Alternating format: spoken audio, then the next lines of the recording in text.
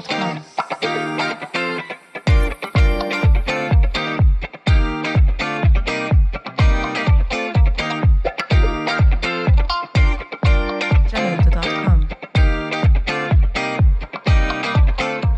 Саламатсыздарбы, Сокол Медиа порталынын көрүүчүлөрү, кайрадан пайдалуу кеңеш рубрикасы уланууда. Элибизде биринчи байлык ден соолук элет. Ал эми ден соолукту чыңдаш үчүн күндөлүк жашообузда туура тамактануунун орду чоң. Туура тамактануу үчүн кайсыл азыктарга басым жасап, кандай тамактарды жеш керек? Мына азыр ушул суроого ашпозчу Найриман мырзадан жооп алмакчыбыз. Саламатсызбы? Саламатчылык, саламатсыздар. Найриман мырза, айтсаңыз, ден соолукту чын алып жүрүш үчүн кандай азыктарга басым жасап, кандай тамактаныш керек?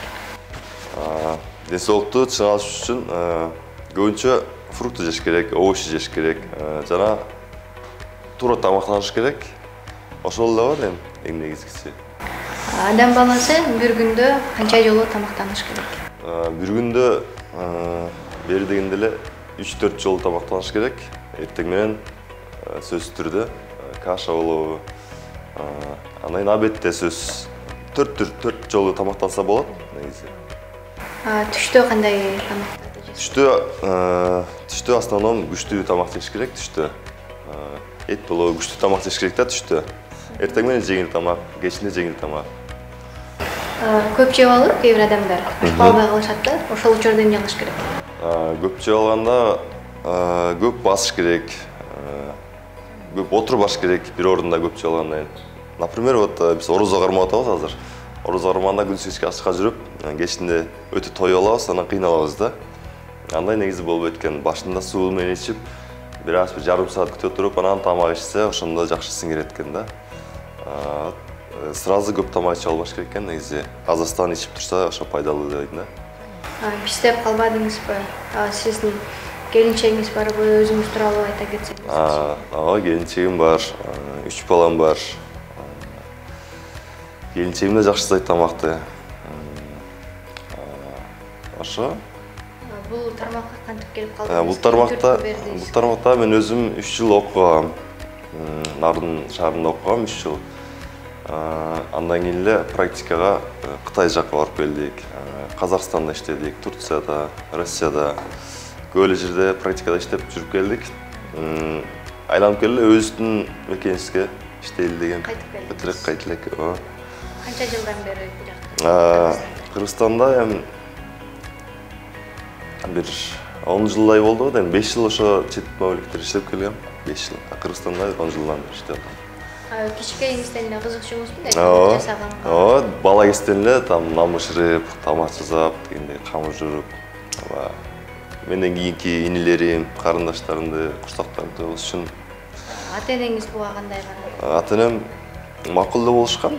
Бар эле. Мындай ойлошот го, кыз киши мындай аймалат деп жана. Антип деле башында неме болгон негизи.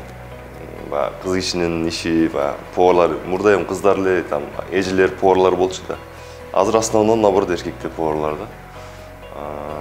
Ата-энеңиздин көз карашы түз болгон. Көз карашы түз эле болгон, балам өзүң каалаган жакка бар, өзүң каалаган нерсени окуп, иштеп кет деген эле көз карашты болушкан.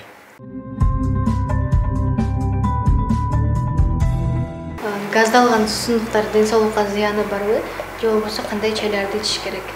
Эми газдалган суусундуктардан ак сууларды иче берсе болот. Кола, фанта дегендер зыян, конечно. Чайлардан болсо, кээ бир арыкташ үчүн чайларды ичет. Пайдалуу чай ичем десе, лимон, имбирь менен чай ичсе болот. Свежий мороженый, тондурулган клубника, ягодаларды чай кылып иче берсе болот. Сиз арыктап деп калбадыңызбы? Ошол кээ бир адамдар арыктоо үчүн эрте таң аткандан кеч киргенге чейин тамак ичпей жүрө беришет да, ошону туура деп ойлойм. Ал туура эмес, конечно, эч туура эмес. Канча организм канча требуется, ошончо жей бериш керек. Эми ал просто туура тамактаныш керек да. Мучнойдон алыс болуш керек, камыр тамактан, жирындыдан алыс болуш керек. Көбүнчө фрукты, овощ жеш керек, жер жемиштерди көп жеш керек. Өзүн ачка койбош керек арыкташ үчүн. Фрукты деп калбадыңызбы? Сиздин столуңуздун үстүндө фрукты турат. Ошо фруктуну козулуп кесип бергенди көргөзөйүн деген. Пайдалуу фруктлар бар биякта. Ошол биздин ден соолугубузга пайдалуу. Ошондо эмесе кесип баштай берели анда.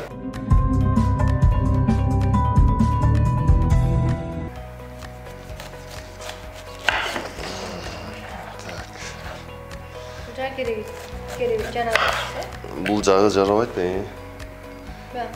Бияга керек болот. Сабактар да керек болот. Бир аз кесип алабыз.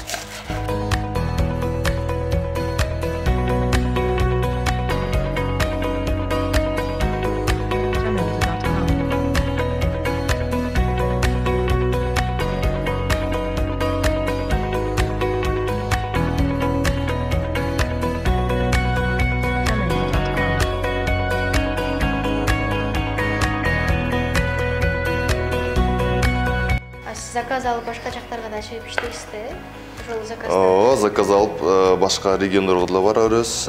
Нарын, Ош, Талас. Бардык жака бара беребиз. Заказ кылышса, если буйрутма түшсө бара беребиз. Ошол буйрутма түшкөндө кандай тамактарды, салаттар жасалат?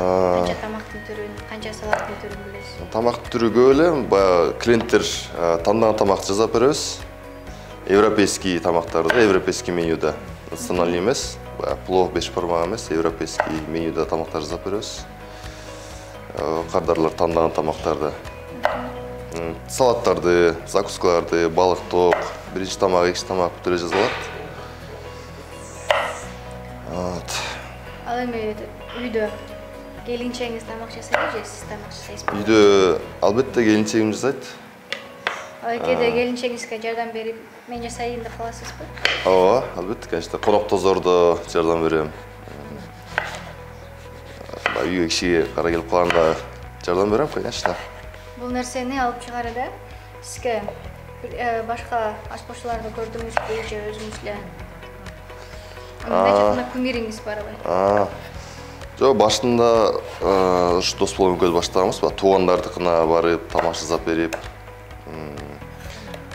ар кайсы туугандар чакырып, окуп бүткөндөн кийин повар мессиңе келип жасап бер. Ошондойнан башталган, андан заказ ала баштаганбыз. Башында агесте Instagram жок болчу, Одноклассник жок болчу. Анда газетага реклама берчүбүз биз. Супер инфо, телевизорго, там бегущий строка реклама берип. Ошондон башталган, андан Instagram менен баштадык. Азыр көбүнчө Instagramда. Азыр основном Instagram менен эле. Көбүнчө Instagramдан да заказ түшөт. Основном Instagramдан эле заказдар.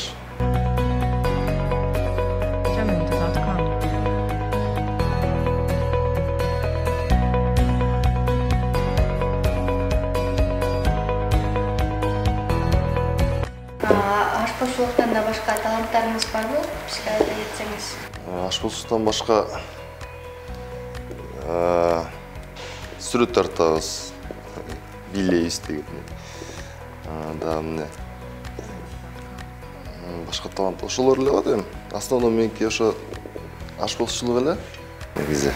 Үйдө бош кезиңизде немен алектенесиз же тамактардын түрлөрүн жасап, түрлөрүн карап?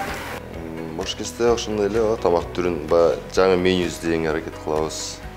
Ашпозчу болом дегендерге кандай кеңеш берет элеңиз? Ашпозчу болом дегендерге азыртан башташ керек. Негизи мастер-класстар болуш керек, окуш керек, талыкпай иштеш керек. Ашпозчу болуп иштейм дегендер болсо, бизге келсе болот, окутабыз, үйрөтөбүз. Атайын өзүңүздүн курстарыңыз бар? Курстар бар, 2 жумалык, 3 жумалык курстар бар. Аларда эмнелерди үйрөнүп чыгышат? Аякта көп нерселерди үйрөнсө болот. Выпечка, салаттар, биринчи тамак, экинчи тамак. Көп нерселер үйрөтүлөт. Кесибиңизге байланыштуу кызыктуу окуялар болгонбу? Эгер болсо бизге айтып койсоңуз. Кесибиге байланыштуу кызыктуу окуялар албетте болот, конечно. Көп эле кездешсе керек. Ресторандарда иштеп жүргөндө болот. Мындай иштеп жүргөндө болот. Ресторанда иштеп жүргөндө болгон биз жолу. 400 кишиге банкет болмок. Медальон деген тамак жасалмак негизи. Ал бир порцияга 2 кусоктон эткетилет да негизи. Бая туура эмес эсептеп алып этти 200 эле уштек эт салынып калган. Анан биз баягы ойдо жок, экичи тамакты бериш керек болуп калды. Экичи тамак беришке келгенде эле баягы 200 порция жетпей калды. 400 кишигечи, 400 банкетке, 400 кишиге. 200 порция жетпей калып, анан баарыбыз жанталашып, мясной цехке барып алып, этти кескилеп, чапкылап, жарым саат ичинде 200 порция чыгарганбыз. Дружный коллектив да, по-любому. Коллегалар менен баарыбыз биригип, жарым саат ичинде 200 порция чыгарганбыз да. Ушу менен Нариман мырза менен болгон маегибиз аягына келип жетти. Акыркы сөздү Нариман мырзага берсек. Медес чоң рахмат сиздерге, келип тартып кеткениңиздерге. Цокол медиага чоң ыраазычылык билдирем. Ишиңиздерге ийгилик, денсаулыкта болуңуздар. Буюрса дагы көрүшөбүз деген ниеттемин. Ушуну менен пайдалуу кеңеш рубрикабыз аягына келип жетти. Нариман мырзанын берген пайдалуу кеңештери баарыбызга жакты деген ойдомун. Ал эми биз кийинки чыгарылыштан жолукканча. Өмүрбек Саматов, Цокол медиа порталы.